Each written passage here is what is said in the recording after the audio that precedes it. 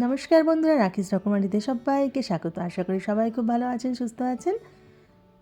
তা আজ একটা রেসিপি নিয়ে চলে এসেছি আপনাদের মাঝে। আজ একদম চটপটা স্বাদের দেখুন সাবুর পোলাও বানিয়ে নিয়েছি, যেটা আপনাদের সাথে এখন আমি শেয়ার করছি।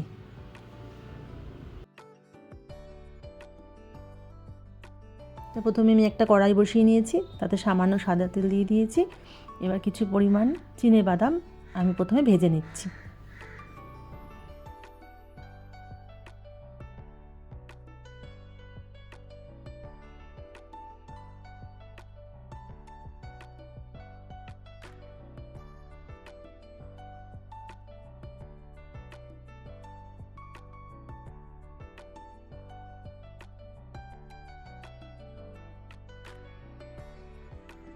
বাদামটা দেখুন ভাজা হয়ে গেছে আমার। এবার আমি একটি বাটিতে নামিয়ে রাখছি বাদামটা।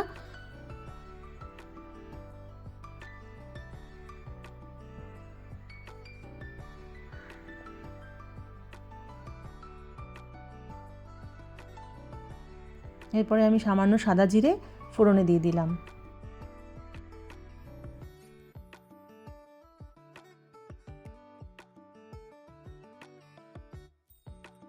ফোড়নটা হয়ে গেলে এবার কেটে রাখা কুচিয়ে রাখা আলু আমি দিয়ে দিলাম কড়াইতে। এবার একটা গাজর আমি কুচিয়ে রেখেছিলাম, সেটাও দিয়ে দিলাম কড়াইতে। এবার সামান্য পরিমাণের হলুদ দিয়ে দিলাম।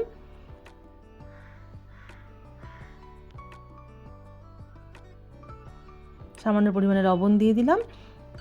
এবার এটাকে ভালো করে নাড়াচাড়া করব।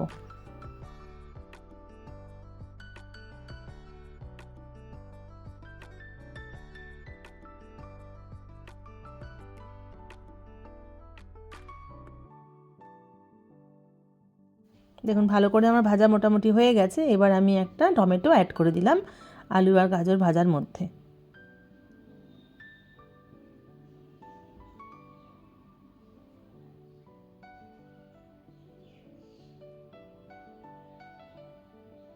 এবার লঙ্কা কুচি অ্যাড করে দিলাম।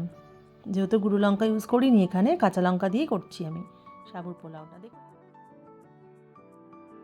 এখানে আমি 200 গ্রাম মতো সাবু 4 ঘন্টা মতো ভিজিয়ে রেখেছিলাম। তো সেই সাবুটা এবার আমি এই ভাজার মধ্যে অ্যাড করে দিচ্ছি।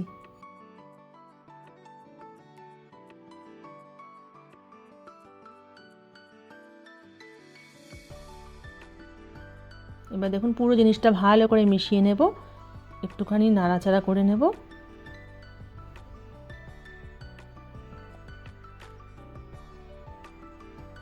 এবার আমি বাদামটাও অ্যাড করে দিচ্ছি পোলাওয়ের মধ্যে।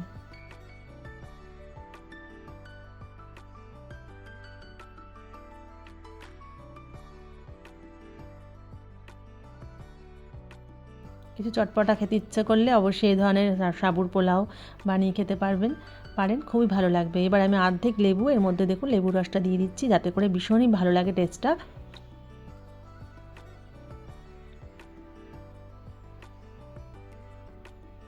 ধনেপাতা কুচি এবার লাস্ট আমি অ্যাড করে দিলাম। এবার আমার সাবুর পোলাওটা একদম রেডি হয়ে গেছে।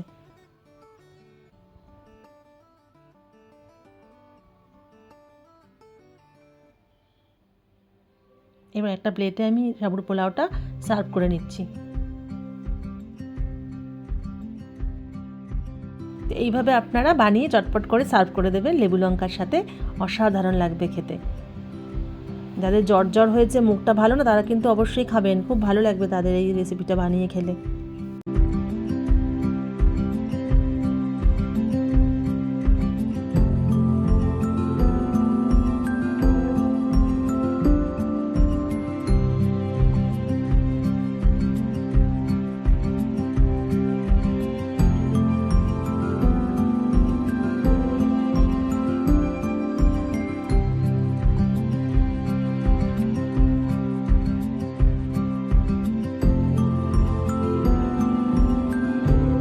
কারা কারা এইভাবে সাবুর পোলাও বানিয়ে খেয়েছেন অবশ্যই জানাবেন, আর না বানিয়ে থাকলে এইভাবে চটপট বানিয়ে খেতে থাকবেন।